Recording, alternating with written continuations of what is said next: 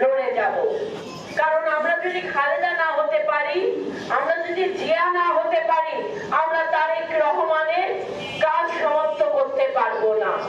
জিয়াউর রহমান খালেদা জিয়ার অসমাপ্ত কাজ আমরা সমাপ্ত করতে পারবো না। তাই আমাদেরকে খালেদা জিয়া হতে হবে, আমাদেরকে জিয়া হতে হবে, আমাদেরকে তারেক রহমানের সহযোগী হয়ে কাজ করে যেতে হবে। মাননীয় প্রধানমন্ত্রী তিনি জনগণের অধিকারের জন্য, ন্যায় প্রতিষ্ঠার জন্য, সবার জন্য সমান সুযোগ তৈরি করে দেওয়ার জন্য তিনি দিন রাত একাকার করে তিনি কাজ করে যাচ্ছেন।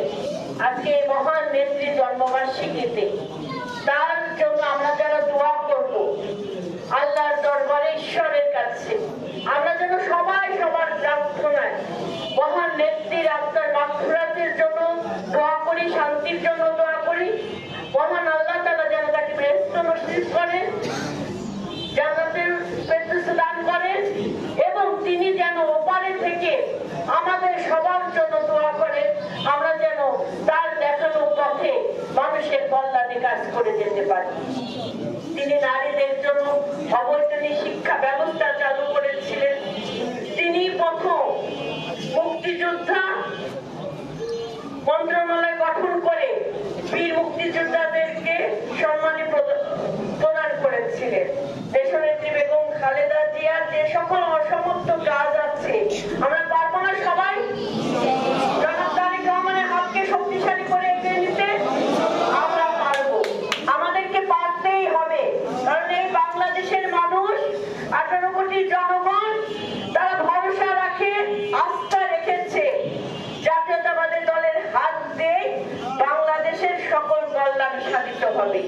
তারেক রহমানের হাত দিয়ে মানুষ তার হারিয়ে যাওয়া বঞ্চনার সকল প্রাপ্তি তারা বুঝে পাবে। আমরা প্রতিহিংসা রাজনীতি চাই না, আমরা চাই এমন একটি ব্যবস্থা যেখানে আমার কথা আমি বলতে পারবো, নির্ভয়ে পথ চলতে পারবো, ভয় মুক্ত জীবন যাপন করতে পারবো। তাহলে আমাদেরকে কি হতে হবে? আমাদেরকে আপোষহীন হতে হবে। কোথায়?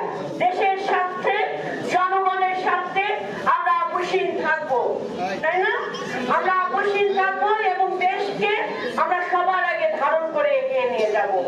আজকে এই দোয়া মাহফিলে যারা উপস্থিত হয়েছেন, আমার থানা বিএনপি সম্মানিত নেতৃবৃন্দ এবং যিনি সঞ্চালনা করছেন জনাব মুজাদ্দিদ আলী বাবু সাহেব, এবং আজকে যিনি ইমাম সাহেব দোয়া করবেন জনাব রুহুল আমিন সাহেব, তার দোয়ায় আমরা সবাই শরীক হয়ে মহান নেত্রীর জন্য আমরা দোয়া করব এবং আমাদের নেতা জনাব তারেক রহমানের জন্য দোয়া করব, যাতে করে আমরা সবাই আমাদের নেত্রী দেখানো পথে আমরা চলতে পারি। সবাইকে ধন্যবাদ।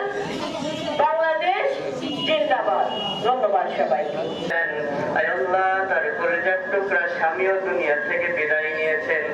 আল্লাহ জনাব জিয়াউর রহমান সাহেবকে আপনি মাফ করে দেন। আল্লাহ জান্নাতের মেহমান বানিয়ে দেন।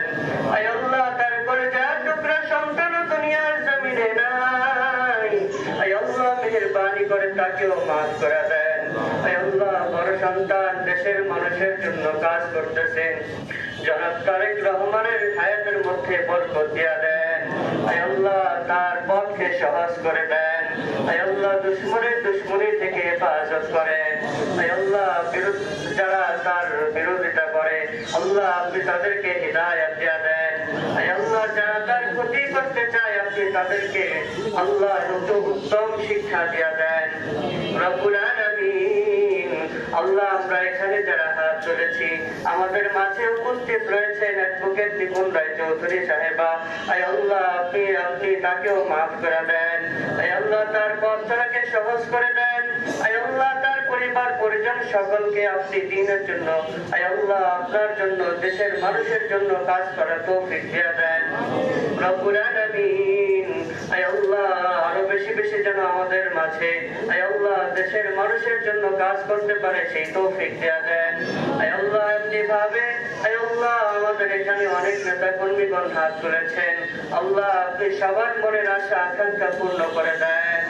আল্লাহ সবাইকে দেশের মানুষের খেদমতের জন্য কবুল করে নেন। আল্লাহ তুলেছি, জানি না কে কোন উদ্দেশ্য নিয়ে আপনার দরবারে হাত তুলেছে। আয় আল্লাহ, মেহেরবানি করে সবার মনের আশা আকাঙ্ক্ষা পূর্ণ করে দেন। আয় আল্লাহ, মেহেরবানি করে আপনার হাবিবের পথে চলার তৌফিক দিয়া দেন। রব্বুল আলামিন, যাহা কিছু চেয়েছি আপনি দান করেন, যাহা কিছু চাইতে পারি নাই, যাওয়ার প্রয়োজন ছিল আপনি তাও দান করেন। আয় আল্লাহ, আপনার প্রিয় নবী মুহাম্মদ রাসূলুল্লাহ সাল্লাল্লাহু আলাইহি ওয়াসাল্লামের উসিলায় আমাদের প্রত্যেকটা দোয়া দরখাস্ত কবুল করে নেন। ওয়া'ফু আন্না ওয়াগফির লানা ওয়ারহামনা আনতা মাওলানা ফানসুরনা আনিল কওমিল কাফিরিন। সুবহান রাব্বিকা রাব্বিল ইজ্জাতি আম্মা ইয়াসিফুন ওয়া সালামুন আলাল মুরসালিন ওয়ালহামদুলিল্লাহি রাব্বিল আলামিন। এই জায়গাটা বসেন জায়গায়